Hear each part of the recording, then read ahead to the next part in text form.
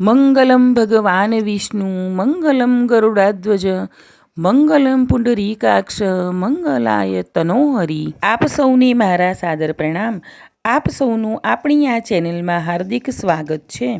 તમામ સબસ્ક્રાઈબર્સ અને વિડીયો જોનારા તથા સાંભળનારા દરેકનો હું હૃદયપૂર્વક આભાર માનું છું। આજે મહાવદ 11 એટલે કે વિજયા એકાદશીની કથા કરીશું।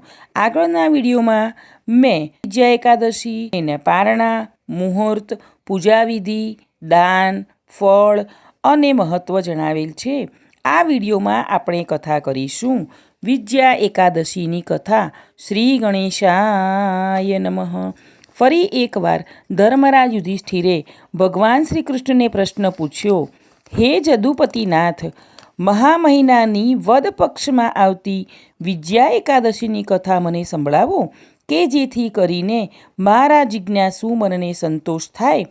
ભગવાન શ્રી કૃષ્ણે ધર્મરાજ યુધિષ્ઠિર સામે પ્રસન્ન ચિત્તે જોઈને કહ્યું, ધર્મરાજ, તમે તમારી જિજ્ઞાસાને સંતોષ આપવાનું કહી લોક કલ્યાણ અર્થે જ આ પ્રશ્ન પૂછ્યો છે તે હું જાણું છું। તેથી તમારી આ દિવ્ય ભાવનાને લઈને હું તમને વિજયા એકાદશીની કથા કહું છું, તે સાંભળો। પૂર્વે નારદજીએ આ જ પ્રશ્ન બ્રહ્માજીને કર્યો હતો।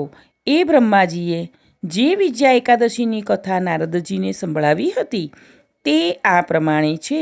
પૃથ્વીનો ભાર ઉતારવા અને ઋષિમુનિઓને તથા સાધુ સંતોને દુષ્ટ રાક્ષસોની પરેશાનીઓમાંથી ઉગારવા ભગવાને મનુષ્ય રૂપે પૃથ્વી ઉપર અવતાર લીધો અને અવતાર કાર્યમાં કૈકેયીએ દશરથ રાજા પાસે માગેલા વરદાનને અનુસરવા શ્રીરામ 14 વર્ષ સીતાજી અને નાના ભાઈ લક્ષ્મણજી સહિત વનમાં ગયા અને પંચવટીમાં પર્ણકુટી બાંધી 14 વર્ષને માટે નિવાસ શરૂ કર્યો।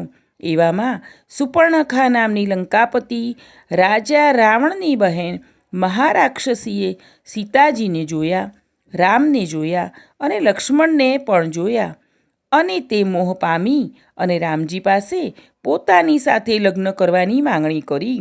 રામજીએ ના પાડતા તે લક્ષ્મણ પાસે ગઈ। લક્ષ્મણે ગુસ્સે થઈ તેના નાક અને કાન કાપ્યા। નાક અને કાન કપાવાથી ગુસ્સે ભરાયેલી રાક્ષસી પોતાના ભાઈ રાવણ પાસે ગઈ અને તેને કહ્યું, પંચવટીમાં સુંદર સ્ત્રી છે અને તારા મહેલના લાયક છે। રાવણે સીતાજીને ઉપાડી જવા માટે એક સુંદર સુવર્ણ મૃગ બનાવી મોકલ્યો। મૃગને જોતા સીતાજીએ રામજીને કહ્યું કે આપ આ મૃગને મારો અને તેના ચર્મમાંથી કંચુકી બનાવરાવો, તે હું પહેરીશ। રામજી મૃગને મારવા ગયા। મૃગ તો દુષ્ટ રાક્ષસ હતો, તેથી રામજીને દૂર દૂર લઈ ગયો। પણ જ્યારે રામજીનું તીર તેને વાગ્યું ત્યારે તે લક્ષ્મણના નામની બૂમો પાડવા લાગ્યો। સીતાજી લક્ષ્મણજીને રામજીને મદદ કરવા માટે મોકલે છે। પંચવટીમાં સીતાજી એકલા પડે છે। આ મોકાનો લાભ લઈને રાવણ ભિક્ષા લેવાને બહાને સીતાજીને ઉપાડી જાય છે અને લંકામાં અશોક વાટિકામાં રાખે છે। પછી તો રામજી પંચવટીમાં પાછા ફરે છે તો ત્યાં સીતાજીને નહીં જોતા તેની શોધમાં નીકળે છે। રસ્તામાં જટાયુ રાવણ સાથે યુદ્ધમાં ઘવાયેલા પડ્યા હોય છે તે મળે છે। રામજીને જટાયુ વાત કરે છે કે દક્ષિણ તરફ એક રાક્ષસ સીતાજીને લઈ ગયો છે।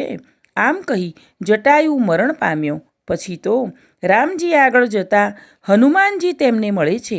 પવનપુત્ર હનુમાનજી સુગ્રીવ સાથે રામજીની મિત્રતા કરાવે છે અને ત્યારબાદ હનુમાનજી 400 ગાઉનો દરિયો ઓળંગી લંકામાં અશોક વાટિકામાં પહોંચે છે। ત્યાં સીતાજીના દર્શન થાય છે। હનુમાનજી સીતાજીને બધી કથા સંભળાવે છે, મુદ્રિકા આપે છે। ત્યારબાદ અશોક વાટિકાને ખેદાન મેદાન કરી રાવણને તેના દરબારમાં સમજાવે છે, પણ રાવણ માનતો નથી અને સામેથી હનુમાનજીની પૂંછ બાળે છે। ક્રોધે ભરાયેલા હનુમાનજી આખી લંકાને બાળીને પાછા રામજી પાસે આવે છે। સીતાજીએ આપેલો ચૂડામણી રામજીને આપે છે અને સીતાજીએ કહેલો સંદેશો સંભળાવે છે। પછી રામજી સુગ્રીવની સાથે વાનરોની સેના લંકા ઉપર ચડાઈ કરે છે. રસ્તામાં 400 ગાઉનો દરિયો આવે છે. રામજીને થાય છે કે આ દરિયો આટલી મોટી વાનરોની સેના સાથે કેમ કરીને પાર કરવું અને લંકામાં પહોંચવું એમ ચિંતા કરે છે. પાસે લક્ષ્મણજી ઊભા છે. તેમને પૂછે છે કે હે લક્ષ્મણ, આ દરિયો કેમ કરીને ઓળંગવો? લક્ષ્મણજી રામજીને કહ્યું કે ભગવાન, આપ તો આદિદેવ છો, આપનાથી શું અજાણ્યું હોય? પરંતુ આપના અવતાર કાર્યમાં મને યશ અપાવવા માટે તમે આ પ્રશ્ન કર્યો છે. તો હું કહું છું કે અહીંયાથી 2-3 ગાઉ દૂર દાલભ્ય નામના અતિ જ્ઞાની અને વૃદ્ધ મહામુનિ હજારો વર્ષોથી તેમના આશ્રમમાં તપ કરી રહ્યા છે. તેમને જઈને પૂછવાથી જરૂર કોઈ ઉપાય મળશે. લક્ષ્મણજીની વાત સાંભળીને રામચંદ્રજી ઋષિના આશ્રમમાં આવે છે. વૃદ્ધ ઋષિ પાસે જઈને રામજી 2 હાથ જોડી પ્રણામ કરે છે અને તેમને પ્રશ્ન કરે છે કે હે મુનિશ્રેષ્ઠ, આપ મને આ વિશાળ દરિયો ઓળંગવાનો કોઈ ઉપાય બતાવો.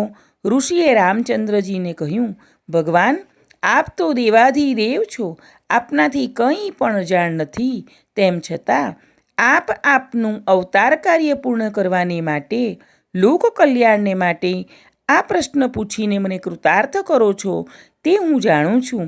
અને મારી વાણીને પવિત્ર કરવા માટે હું તમને ઉપાય બતાવું છું કે આપ વિજયા એકાદશીનું ઉપવાસ કરીને વ્રત કરો. દશમના દિવસે સોનાનો, રૂપાનો, ત્રાંબાનો કે પછી માટીનો કુંભ લેવો, તેમાં સ્વચ્છ જળ ભરવું, તાંબુલ પાન કે આસોપાલવના પાન નાખીને તે કુંભની સ્થાપના કરવી. પછી એકાદશીના દિવસે સ્નાનાદિથી પરવારી તે કુંભનું ગંધ, પુષ્પ, શ્રીફળ અને દાડમ વગેરેથી પૂજા કરવી.